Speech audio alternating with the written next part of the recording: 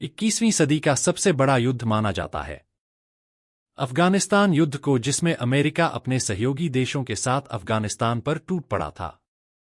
लेकिन अब इजराइल ने जो किया है ना, वह 21वीं सदी का सबसे बड़ा युद्ध बन चुका है। वह पीछे छोड़ने जा रहा है अमेरिका के अफगानिस्तान युद्ध को। मैं ऐसा क्यों कह रहा हूं, आप अपनी स्क्रीन पर खुद देख लीजिए। इस समय जब मैं आपको यह खबर दे रहा हूं, इजराइल की वायुसेना लिटरली अंधाधुंध स्ट्राइक कर रही है लेबनान के ऊपर। और इतना ही नहीं, इसमें जो हिजबुल्लाह के कमांडर हिजबुल्लाह के लड़ाके हैं, वह तो मारे ही जा रहे हैं। लेकिन रिपोर्ट्स आई हैं जो वेस्टर्न मीडिया ने खुद दी है कि कम से कम 600 आम नागरिक मारे जा चुके हैं आज सिर्फ एक दिन में, जिसमें कई सारे बच्चे भी हैं।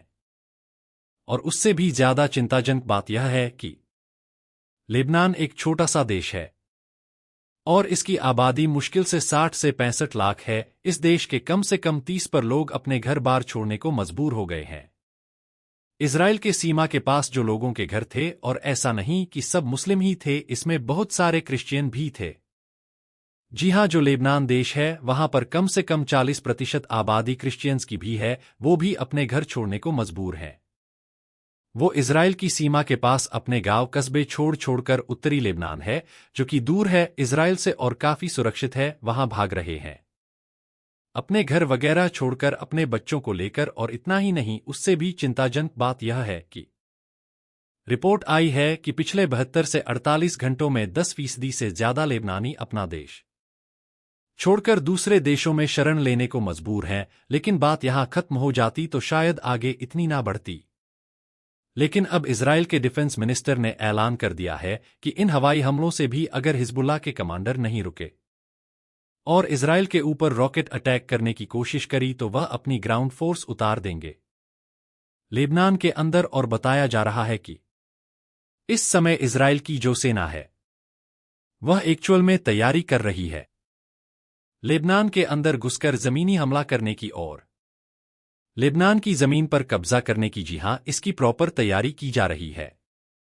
इसीलिए जो इजराइल के पॉलिटिशियन हैं वो ऐसे बयान देकर पहले ही जमीन तैयार कर रहे हैं इस प्रकार के ग्राउंड इन्वेजन की। इसीलिए अब जो तमाम मुस्लिम देश हैं जो इजराइल के आसपास हैं, वो एक गठबंधन बनाने की तैयारी में भी जुट गए हैं कि अगर इजराइल लेबनान के अंदरश अपनी थल सेना उतारता है तो कम से कम 5 से लेकर 7 ऐसे देश हैं जो अपने सैनिकों को इकट्ठा करेंगे और इजराइल के खिलाफ उसे लेबनान में उतारने की कोशिश भी करेंगे।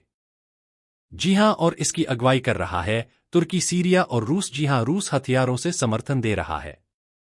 बाकी की ये देश अपना गठबंधन बना रहे हैं। इसमें तुर्की के अलावा सीरिया तो है ही, लेकिन इसमें ईरान होगा, इसमें यमन होगा, उसके हूती विद्रोही, और इसके अलावा इराक के भी यहां पर सरकार और ईरान समर्थित कुछ कुछ शामिल होंगे। आपको बता दूं कि इस बात को खुद इजराइल ने कंफर्म किया है कि जो यह तमाम उसके पड़ोसी देश हैं, खास करके सीरिया, इराक वगैरह, यह कम से कम 50,000 के करीब ऐसे लड़ाकों को इकट्ठा कर रहे हैं जो कि लेबनान से लड़ेंगे इराक के खिलाफ। इसीलिए इस बात के अब बहुत हाई चांसेस हैं कि इजराइल जो इस समय 2 फ्रंट की वार लड़ रहा है, एक फ्रंट है हस का, दूसरा है हिजबुल्लाह का, अगर यह लड़ाई 5 या 7 या फिर 8 फ्रंट की भी हो जाए, यानी कि 8-8 देश और अलग अलग गुटों से लड़ाई शुरू हो जाए इजराइल की, तो बिल्कुल भी आश्चर्यचकित मत होना कि कई लोग कह सकते हैं कि कोई चिंता की बात नहीं, इजराइल अब से 20 साल पहले इन देशों को 6-7 इकट्ठा करके हरा चुका है। लेकिन उस समय और आज के समय में बहुत अंतर है। जो इंटरनेशनल मीडिया है वह ज्यादातर साथ है इन अरब देशों के, उससे भी ज्यादा इंपॉर्टेंट बात, रूस हथियारों से समर्थन दे रहा है। लिटरली ब्रह्मोस लेवल की जो मिसाइलें हैं ना रूस के पास, वह यमन के हूती विद्रोहियों को सप्लाई कर रहा है। इस समय हाइपरसोनिक मिसाइल के जो डाउनग्रेड वर्जन हैं वो भी दिए जा रहे हैं। इसीलिए इजराइल बुरा फंस चुका है।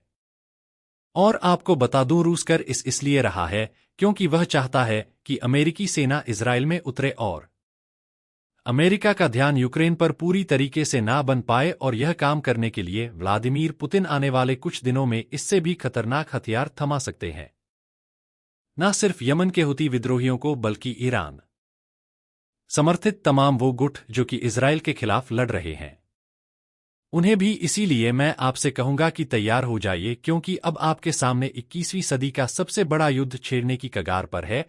कभी भी ये शुरू हो सकता है। इसीलिए चैनल को सब्सक्राइब कर लेना, क्योंकि जैसे ही कोई छोटी बड़ी खबर आएगी तुरंत मैं आपको सूचित करूंगा।